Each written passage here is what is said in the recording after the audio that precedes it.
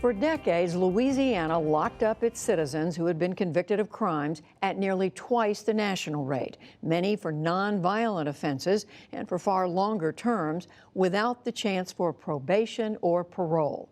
But over the past year, Louisiana has attempted to overhaul that system.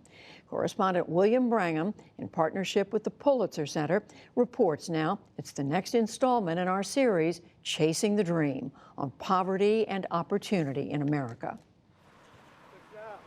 Haki Saku walked free today for the first time in 41 years. He was locked up decades ago for second-degree murder and armed robbery. What are the next couple of days and weeks going to be like? Connecting with people I hadn't seen in so long, things I haven't did, things I took for granted before I left this freedom. Enjoy what freedom is. Understand the responsibility that come with freedom. Saku can enjoy that freedom today only because of new laws passed last year in Louisiana. And he represents just one life among thousands now being changed by the state's criminal justice reform. For decades, the state of Louisiana has been the incarceration capital of America. This in the country that incarcerates more people than anywhere else on earth. But over the past year, Louisiana has been trying to shed that reputation. This is about as big as it gets. Jimmy LeBlanc is the Secretary of Corrections in Louisiana and a former prison warden. Everybody's behind this, realizing that Louisiana is no reason why we ought to be #1 in the world of locking up people. And I might say that we're in the top 10 in every crime category. We're locking up everybody we can, but yet we're still in the top 10 on crime stats. You know that? So something's not right here. Last year, Governor John Bel Edwards, a Democrat who ran on this issue, joined with the Republican-controlled legislature to pass 10 new reform laws. The goal? Cut the state's prison population by 10% over 10 years, save the state more than $260 million, and lose that #1 status as the nation's incarceration capital. So 1 year in, how is it playing out? We're not #1 in the world anymore, and I always have a tendency to thank Oklahoma for that because they're now #1 in the world. In the first year, Louisiana's prison population fell 7%, 20% among nonviolent offenders. They did this through targeted releases and greater access to probation and parole. That drop saved more than $12 million, the majority of which will go back into the system to help people stay out of jail. Employment is a key component of them making it when they get out of here. I mean, if they don't have a place to go to work, then chances are they're going to end up back with us. To help with that, the state plans to use the savings to spend more on education, job training, and other programs inside prisons and local jails for those who are nearing the end of their sentences. That's already happening at the auto shop at Angola, the state's notorious 18,000-acre facility, the country's largest maximum security prison. They're putting in a new compressor. John Sheehan is not nearing the end of his sentence. He's here for life, after being convicted in the late 80s of killing his wife. But he's dedicated his time to teaching inmates a skill that will help them land a job and stay out of prison. You want somebody coming out of prison that can be productive in society instead of coming out of prison and being menace to society. Okay, can you have a phone? The savings will also fund more supervision and re-entry work being done outside prison walls. In 2013, this New Orleans nonprofit was founded by 6 formerly incarcerated men. He helped me when I came out, and so I was able to help my brother when he came out. They want to help people just like them adjust to life on the outside. Ben Smith spent 13 years at Angola and is now the executive director of the group. It's called the First 72 Plus. Those first 72 hours upon a person release is the most critical time. That's going to tell whether you're going to make it or break. Norris Henderson spent 27 years at Angola. Because one, if you don't have housing, where are you going to be? You're going to literally be on the street. And the little few dollars you got, they're going to disappear because you got to eat. And what's going to happen, folks are going to gravitate back to those environments that cause them to wind up in prison. Here, they give formerly incarcerated people, known as FIPs, many of whom they know personally from their own time in Angola, the basics. I'll always be grateful. A bed to sleep in, donated food and clothing, like a suit to wear for a job interview. I made a good selection here. You had license before? No. Help obtaining a driver's license and food stamps, transportation to meetings with their parole officers. Because I'm going to give you the spill on how to navigate and geographic around the city. But All seemingly simple things that men like them struggle with after so many years behind bars. I came to jail when I was 17 years old. I made one mistake. Never been to juvenile detention or anything like that. Osby Bryant and Charles Sneed were also freed this week after more than 40 years in prison, convicted in the 1970s of second-degree murder. You got here when? Monday evening. Are you married, single, divorced? Single. Okay. For them, this is where a new struggle begins, particularly in a world driven by so much technology.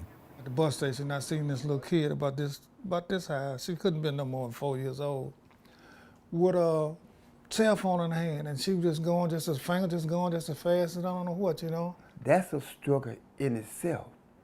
Not to take it even mention that our age. I'm 61 years old, about to make 62.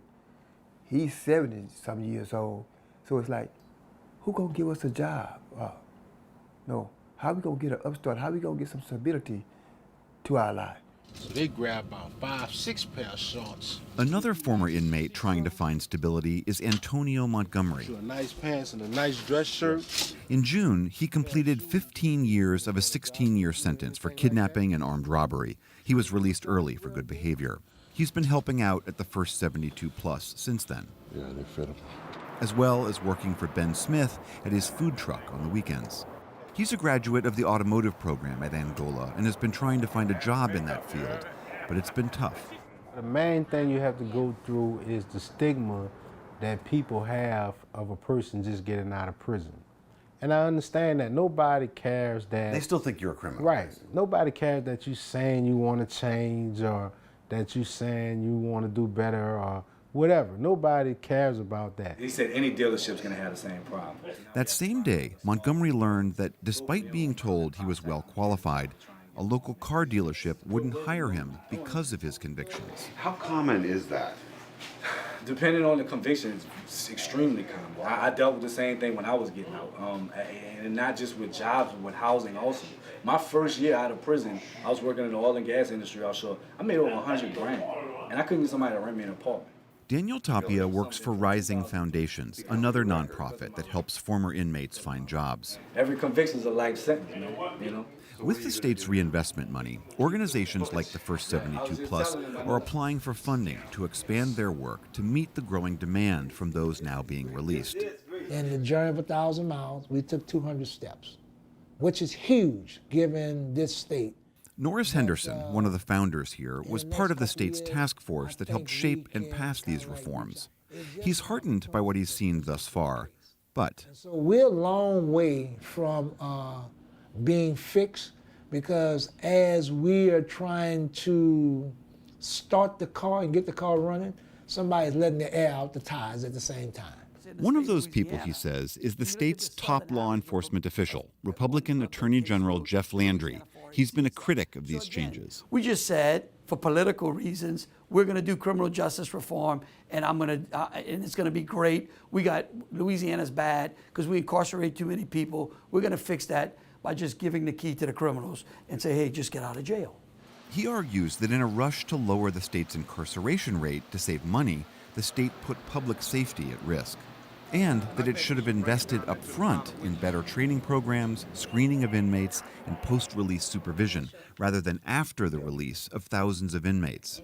Good evening. Statewide, they are seeing nearly a quarter of those who were released re-offend. Attorney General Landry points to high-profile cases of inmates who, under the reforms, were released early and then re-offended. I mean, there was one particular case where a man got out of jail 30 days later. He was arrested for carnal knowledge of a juvenile. Are you willing to say, you know what, for the sake of money, I'm willing to put my kids at risk? According to the Department of Corrections, so far, the recidivism rate of inmates released in the first year of these reforms is on track to be the same as the year before. And it argues, the state is saving money by reducing prison capacity. But Landry doesn't buy it. Whether we've got 10 people in jail or 100,000 people in jail, okay? Does it matter? In other words, shouldn't we be evaluating and working to ensure that people that go into the criminal justice system, okay, after or as they work through their sentences, or ready to come back into the community. That's the way you address public safety. You get caught up in the fact that we got too many. It doesn't matter. You know, immediate gratification is putting you in prison. That's immediate gratification, and I understand that, but that's not what this is about. Secretary LeBlanc told us he agrees it would have been better to front-load these investments, but the state didn't have the money to do it that way.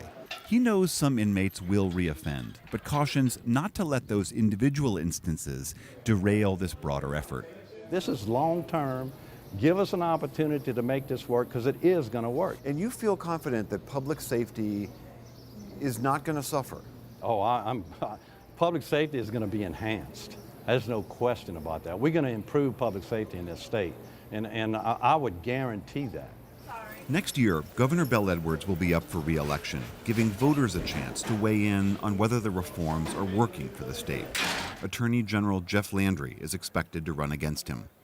For the PBS NewsHour, I'm William Brangham at Angola Prison.